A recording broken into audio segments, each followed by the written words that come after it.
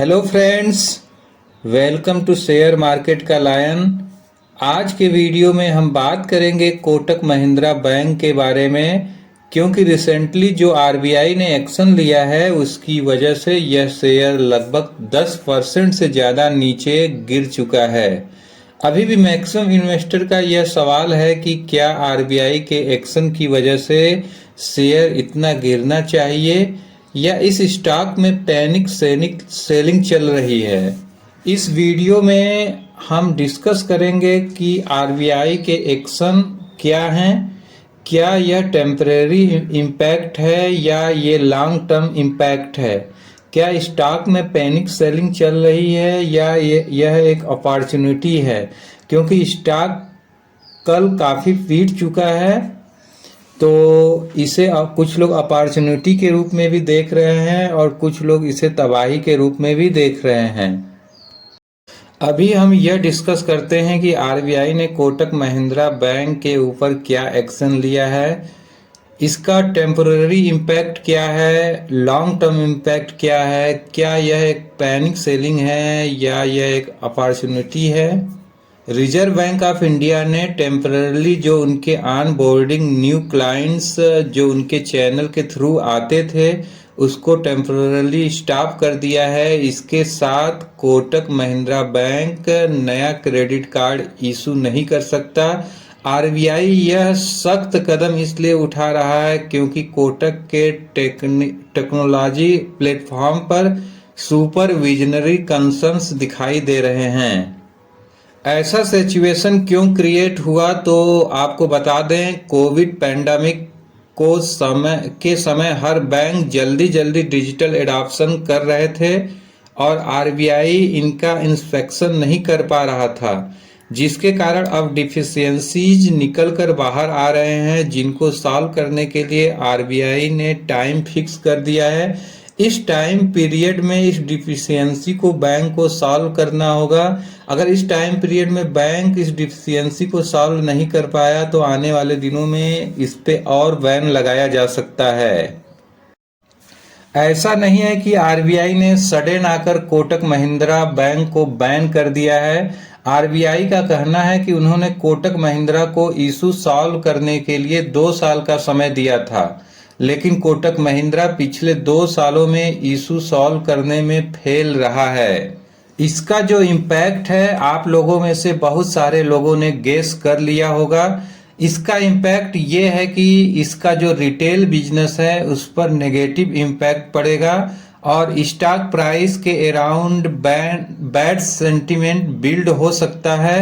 ये दोनों immediate impact हैं, लेकिन ये दोनों इम्पैक्ट को थोड़ा डिटेल में समझें और जाने कि ओवर द टाइम इनका इम्पैक्ट क्या हो सकता है, तो वो आपको फेयर आइडिया दे देगा कि ऐसे सिचुएशन में हमें क्या करना है। जो लोगों के पास ये स्टॉक है क्या वो इस स्टॉक में बने रहें, या जो लोगों के पास स्टॉक नहीं है क्या वो ऐसे स्टॉक को कंसीडर करें। अब सबसे पहले ये बात करते हैं कि आरबीआई के एक्शन की वजह से कोटक का जो रिटेल बिजनेस है उस पर इम्पैक्ट क्या पड़ सकता है। यदि आप कोटक के शेयर को फॉलो करते हैं तो आप जानते होंगे कि रिटेल बिजनेस कोटक का एक फास्ट ग्रोइंग सेगमेंट है। जब किसी कंपनी के फास्ट ग्रोइंग सेगमेंट पे इम्पैक्ट पड़ता है तो कंपनी को जो ग्रोथ प्रोजेक्शन है उस पर इम्पैक्ट पड़ता है और ऐसे न्यूज रिटेल इन्वेस्टर के कॉन्फिडेंस को शेक कर देता है। अब इसका बिजनेस बाउंस बैक करने के लिए थोड़ा टाइम लगेगा, जिससे स्टॉक प्राइस करेक्ट हो सकता है और इसका पी सिंक हो सकता है। वैसे देखा जाए तो इसका पी बहुत ज़्यादा नहीं है। इस स्टॉक के साथ जो होना था हो चुका है। आने वाले दिनों में अगर ये इसमें अब ये टेक्नोलॉजी कंसर्न का जो इशू है इसे सॉल्व करने में फेल हो जाता है तो हो सकता है कि स्टॉक एक रेंज बाउंड में कंसोलिडेट करे। कोटक महिंद्रा के साथ जो इशू हुआ है वो सही मायने में समझने के लिए एक और पर्सपेक्टिव को समझना बहुत जरूरी है। जैसा कि हमने कुछ समय पहले डिस्कस किया था कि कोटक पर जो बैन लगे हैं वो नए क्रेडिट कार्ड इशू करने पे लगे हैं और नए क्लाइंट को ऑनलाइन चैनल के थ्रू ऑन बोर्ड करने पे लगा है। तो कोटक महिंद्रा इस अवस्था में क्लाइंट को अपने प्लेटफॉर्म पर तक लाने के लिए कुछ नए माध्यम का प्रयोग कर सकता है।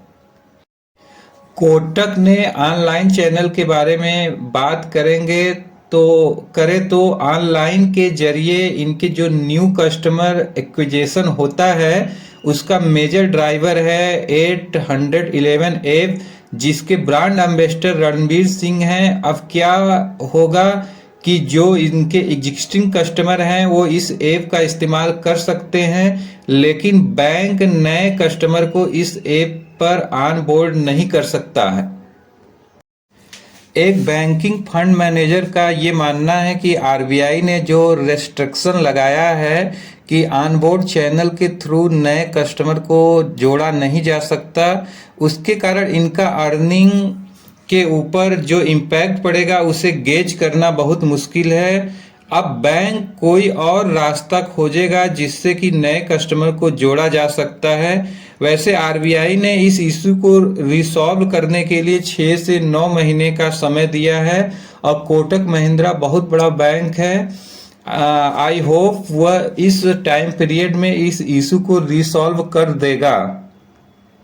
अब यदि इस इशू को बैंक 6 से 9 महीने के बीच में सॉल्व नहीं कर पाता है तो क्या होगा? बैंक तो ऑलरेडी 10% गिर चुका है, थोड़ा और गिर लेगा या स्टॉक कंसोलिडेट करेगा।